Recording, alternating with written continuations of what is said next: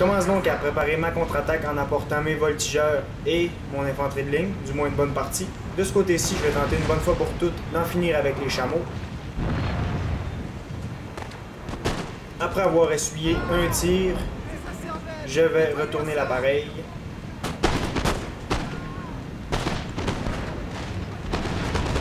Et lui va se sauver. We have killed their general, sir.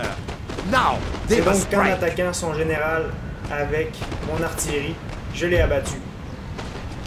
De ce côté-ci, j'ai réussi à détruire son artillerie de 18 livres. Avec mon artillerie, je vais donc harceler ses troupes. Je vais donc pousser mon attaque.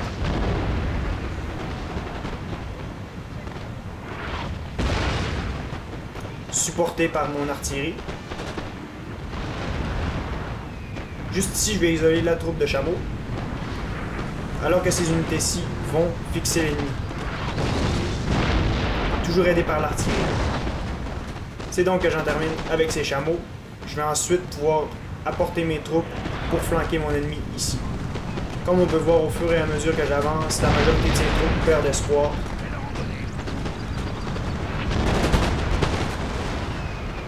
De ce côté-ci, du côté de Meorwiza, il y a une troupe qui m'a flanqué. Mais comme je l'ai mentionné au début, c'était vraiment un sacrifice qui s'est remboursé assez rapidement. Je vais donc laisser ces unités-ci se fatiguer, monter la côte, et mon général va venir les abattre par la suite. C'est donc que l'attaque se poursuit. J'ai vraiment réalisé encore une fois un feu croisé, comme j'ai déjà fait dans les épisodes précédents. Donc ici, c'est la troupe molle qui ramasse la majorité des balles de mon ennemi. Et sur les côtés, les troupes plus solides, plus lourdes, vont essayer de déstabiliser la masse. Ici, il tente d'amortir son flanc.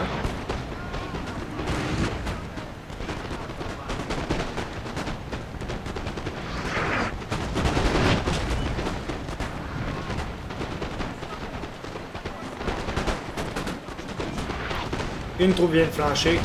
Ces deux troupes viennent de flancher.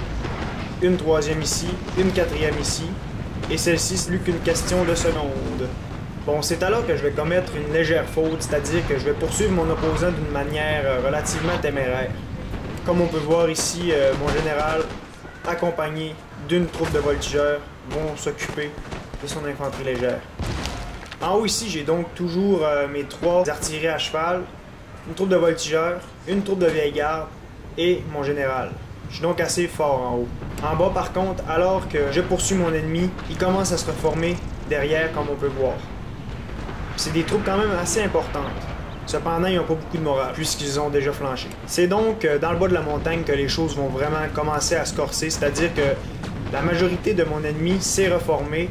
Il se trouve dorénavant en position de supériorité numérique. Je vais donc tenter du mieux que je peux de résister. Lui, il tente de me flanquer, mais moi, je vais replacer mes troupes. De ce côté-ci, c'est vraiment très serré.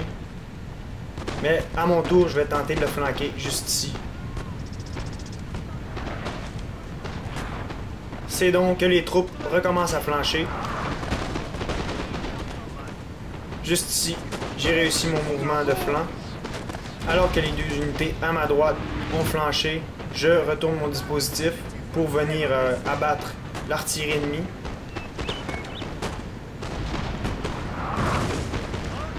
Lui a réussi à faire flancher une de mes légions polonaises.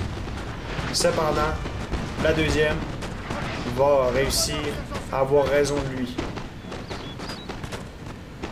Et voilà. Ici, comme ma vieille garde de plus de balles, je l'envoie en mêlée, appuyé par une légion polonaise et deux troupes de voltigeurs. One of our units has used all its ammunition, sir. Et voilà. La dernière troupe ennemie vient de flancher. C'est donc que j'ai déployé 1005 troupes et mon ennemi 1068, donc sensiblement le même nombre. Moi j'ai abattu 674 de mes ennemis et lui 400. La bataille s'est donc jouée assez rapidement initialement. Je me suis arrangé pour pencher la balance le plus rapidement possible de mon côté et sacrifier quelques-unes de mes troupes pour les empêcher qu'ils viennent attaquer la position forte que je désirais occuper, c'est-à-dire le haut de la colline pour mon artillerie. Une fois que j'ai sacrifié la majorité de ma cavalerie, ce qui a donné pour résultat d'abattre environ 90% de la sienne, j'ai donc décidé de commencer à planifier ma contre-attaque, c'est-à-dire d'envoyer mon infanterie, qui était dorénavant appuyée par la totalité de mon artillerie, contre ses troupes. J'ai donc poursuivi mon attaque, qui s'est relativement bien passée, jusqu'à ce qu'on arrive dans le bas de la colline, où les troupes de mon ennemi se sont tous reformées. Cependant, malgré les apparences très précaires pour mon parti, faut pas oublier que dans le haut de la colline, j'avais toujours une vieille garde, mon général, une troupe de voltigeurs, ce qui était en sorte une base très solide qui aurait empêché toute attaque éventuelle de mon ennemi. C'est donc en utilisant la mobilité et en occupant un endroit avantageux que j'ai vraiment tout mis les chances de mon côté, et c'est ainsi que j'ai pu dénicher, au final, la victoire. Et voilà!